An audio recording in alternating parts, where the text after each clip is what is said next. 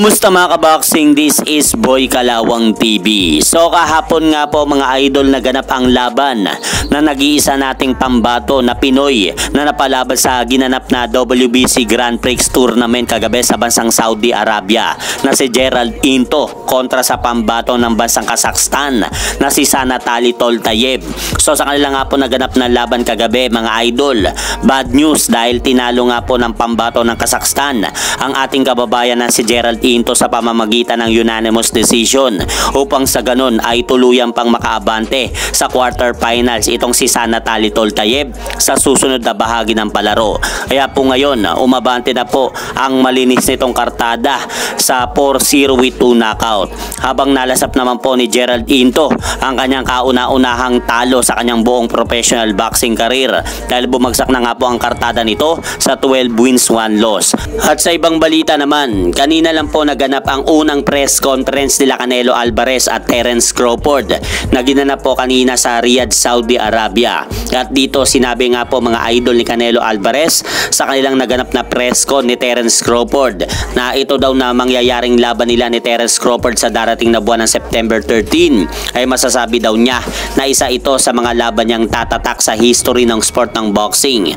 At idagdag pa ni Canelo Alvarez mga idol sa mga nakakalaban niya na nagsasabi na puro lakas lang po daw ang kaya niyang ipakita sa ibabaw ng lona, ay nagkakamali po daw sila dahil higit pa daw doon ang kaya niyang ipakita sa loob ng ring. Kaya excited na daw siya sa kailang magaganap na laban ni Terence Crawford.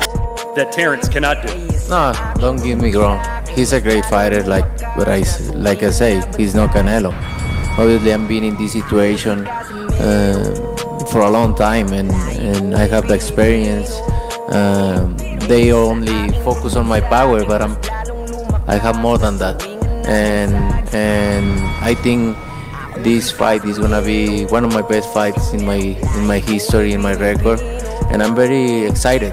I'm very excited, motivated, because this is all about. I want to make history, and I'm very excited for this fight. You've accepted.